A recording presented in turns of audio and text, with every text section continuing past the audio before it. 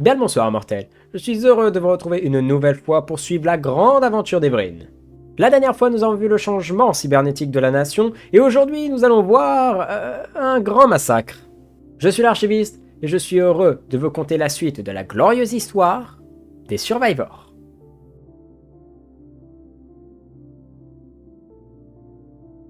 La guerre opposant les Ripons et les Saints Dévoreurs continuait de faire du bruit aux frontières de la nation Vryn. Mais cela ne les empêcha pas d'adopter une nouvelle tradition afin de faire quelques économies.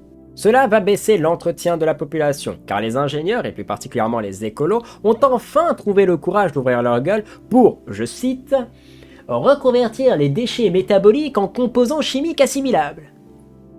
Du charabia scientifique, ça, j'adore. Une nouvelle nation verra le jour dans les secteurs de la périphérie des Ripons.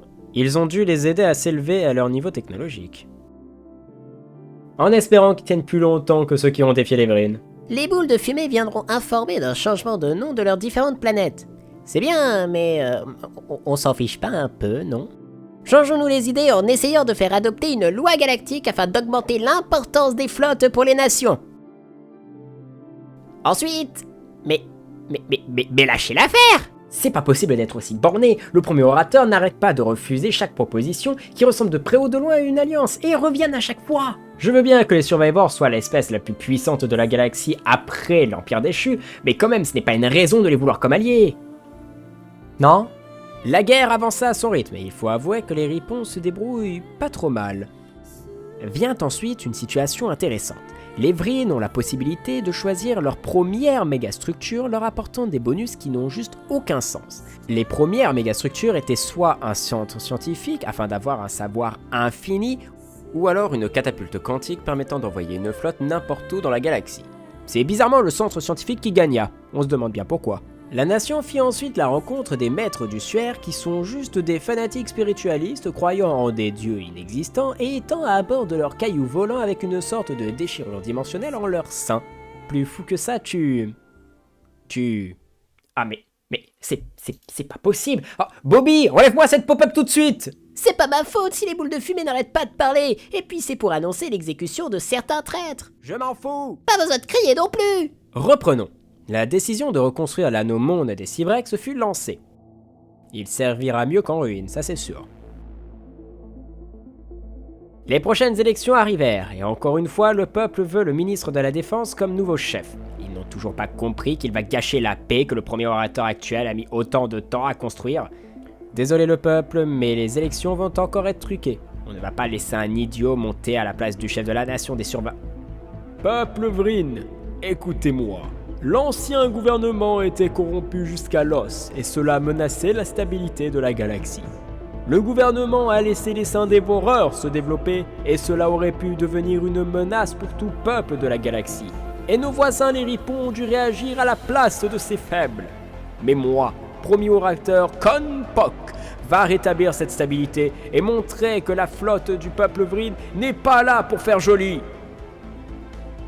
Bon... Eh bien, cela risque d'être à la fois intéressant et hors de contrôle. Mais plus surprenant encore, il ne commença pas tout de suite sa politique d'extermination des ennemis.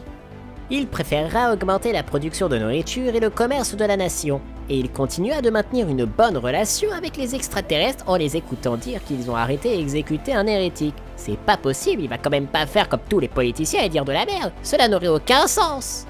Non, son pronostic vital est parfaitement normal, il est juste vieux.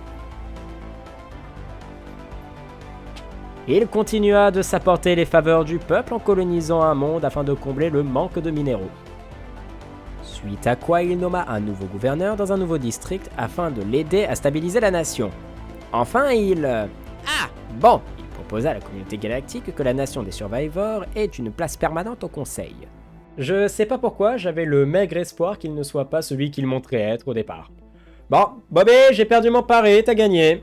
Bon la machine d'extermination a l'air de commencer, le voilà en train de finaliser les plans de ses vaisseaux titans de classe Titanok, en espérant qu'ils ne coulent pas.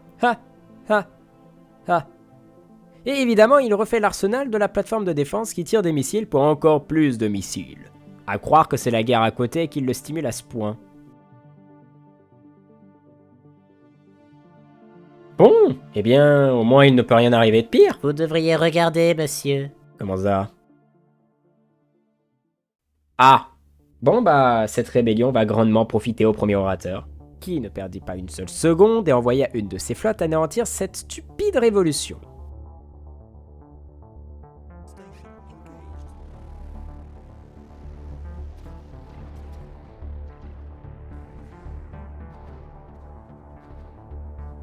Suite à quoi il ordonna un recrutement massif de nouveaux soldats afin d'envahir les mondes occupés avant de repartir admirer sa flotte écraser toute résistance.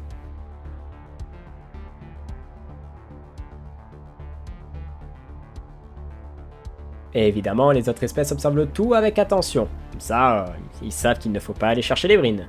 La guerre durera des semaines et des semaines, apportant simplement mort et désolation. Tout ça pour poursuivre la seule flotte ennemie qui se baladait chez leur vassal.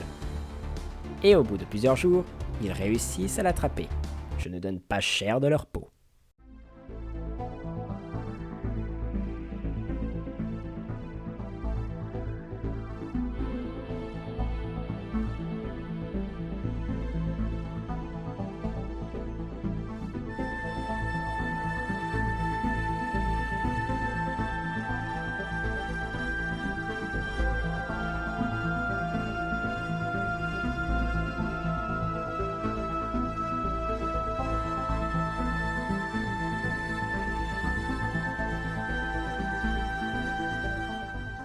Et bien voilà, on peut dire que ce nouvel épisode était plein de rebondissements et était mouvementé. Est-ce que le prochain orateur va continuer à faire prospérer la galaxie ou est-ce qu'il va la noyer dans une mare de sang? Pour ça, on se retrouve dans 2 semaines pour le prochain épisode de ce narratif, cher mortel. C'était l'archiviste et n'oubliez jamais qu'on vous observe.